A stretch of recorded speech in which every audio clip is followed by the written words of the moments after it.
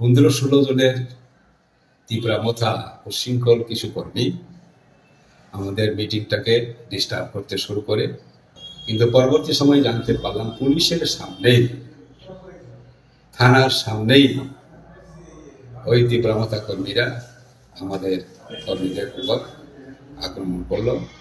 আমাদের যে গোলাগাছির প্রার্থী ছিলেন গত বিধানসভা নির্বাচনে বৃন্দার ব্যাপক, তাকেও রেহাই দেয়নি, তাকে লাঠি দিয়ে মেরেছে। আমাদের রঞ্জিত দেববর্মা প্রমোদনগর এলসি সেক্রেটারি, তাকে মেরেছে। এবং তরুণী দেববর্মা সিআইটিউ নেতা, তাকে মেরেছে এবং তার দুটো দাগ পড়ে গেছে। এরকমভাবে 7-8 জনকে তারা মেরেছে। টাকারজলা কমিউনিটি হলে জয়পুর জেলা মহকুমা কমিটির আমাদের সিপিআইএম পার্টির আয়োজিত একটা হলসভা ছিল। হলসভাটা আমাদের সর্বভারতীয় সম্মেলন পার্টি কংগ্রেস, 24তম পার্টি কংগ্রেসের রিপোর্টিং সভা, এবং সেখানে আমাদের নবনির্বাচিত পলিটব্যুরো সদস্য কমরেড জিতেন্দ্র চৌধুরী প্রধান বক্তা ছিলেন। শতাধিক পার্টি কমরেড সেখানে যথারীতি উপস্থিত ছিলেন। আমরা কর্মসূচি শুরু করি এবং বাইরে প্রায় 30-40 জনের মতন পুলিশ, সিআরপিএফ, বিএসআর আমরা লক্ষ্য করি।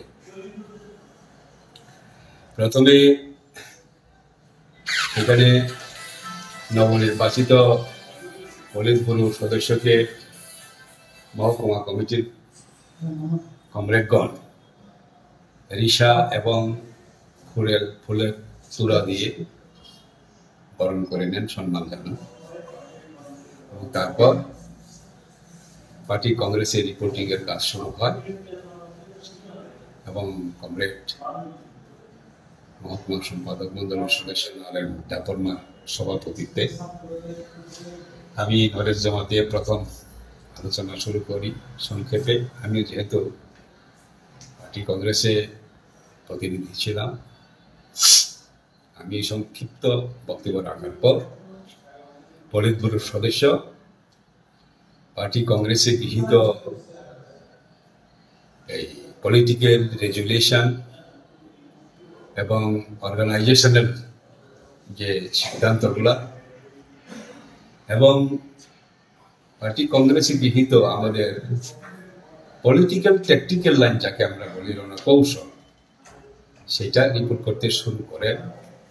এবং রিপোর্টিং এর প্রায় শেষের দিকে সেই সময় 15-16 জনের তীব্রামথা উচ্ছৃঙ্খল কিছু কর্মী আমাদের মিটিংটাকে ডিস্টার্ব করতে শুরু করে। এত পুলিশ থাকা সত্ত্বেও তারা ইট পাথর মারতে শুরু করে এই কমিউনিটি হলের দিকে। কমিউনিটি হলের ছাদটা তো টিনের, এতে আমাদের সবার কাজ চালানো কঠিন হয়ে পড়ে। এই অবস্থায়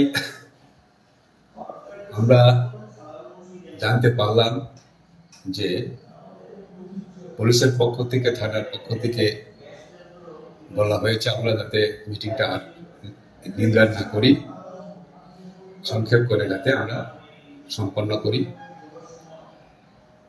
এবং আমরা সুষ্ঠু মতেই আমাদের মিটিংটা শেষ করতে পেরেছি, যদিও কিছুটা সংক্ষিপ্ত করতেই হয়েছে। এবং আমাদের প্রশ্ন হলো, 15-16 জন উশৃঙ্খল তাদের কর্মীকে হঠাৎ পুলিশ পারল না, উল্টা আমরা শতাধিক কর্মী নিয়ে যেখানে সভা করছি, এই সভাটাকে সংক্ষেপ করতে বললেন। এটা কেমন তোর পুলিশের ভূমিকা হলো? এটা আমাদের যেমন প্রশ্ন, এলাকাবাসীরও প্রশ্ন।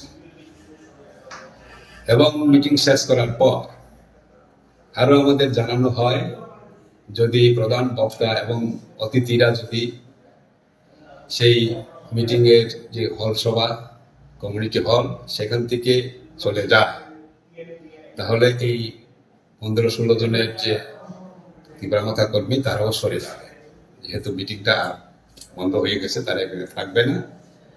কাজে তাদের তরফ থেকে রিকোয়েস্ট করা হলো আমরা যাতে এই স্থান ত্যাগ করি, এবং আমরা চলে এলে তারা দায়িত্ব নিয়ে সমস্ত আমাদের কর্মীদেরকে নিরাপদে বাড়িতে পৌঁছে দেওয়ার ব্যবস্থা করবেন। সেই কথার মোতাবেক আমরা পলিটব্যুরো সদস্য কমরেড হিতেন চৌধুরী, আমাদের কন্ট্রোল কমিশনের চেয়ারম্যান কমরেড বানুলাল সাহা এবং বিশালগড় ডিস্ট্রিক্ট কমিটির সম্পাদক কমরেড রতন সাহা এবং আমরা চলে আসি। কিন্তু পরবর্তী সময় জানতে পারলাম পুলিশের সামনেই, থানার সামনেই ওই তীব্রমতা কর্মীরা আমাদের কর্মীদের উপর আক্রমণ করলো, মারধর করলো এবং 7-8 জনকে আহত করলো। তার মধ্যে হসপিটালাইজ হয়েছে 2 জন। আমাদের যে গোলাগাছির প্রার্থী ছিলেন গত বিধানসভা নির্বাচনে বৃন্দার ব্যাপক, তাকেও রেহাই দেয়নি, তাকে লাঠি দিয়ে মেরেছে। আমাদের রঞ্জিত দেববর্মা প্রমোদনগর এলসি সেক্রেটারি, তাকে মেরেছে।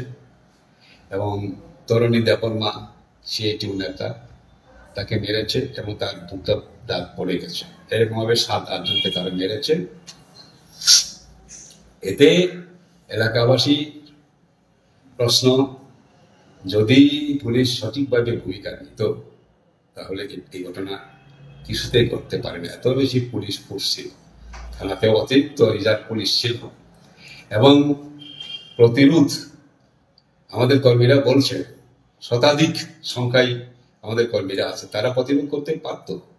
কিন্তু পুলিশের ভূমিকা দেখে তাদের সন্দেহ হয়েছে আমাদের কর্মীরা যদি প্রতিরোধ করত তাহলে 15 জনকে রক্ষা করার জন্য পুলিশ কিন্তু আমাদের লোকজনকেই তারা এই বাধা দিত বা মারধর করতো। এটা আমাদের কর্মীরা বুঝতে পেরেছে বিদায় তারা আর সেইভাবে নিজেরা প্রতিরোধ করার চেষ্টা করে নাই, পুলিশের উপরই তারা নির্ভরশীল হয়ে থাকে।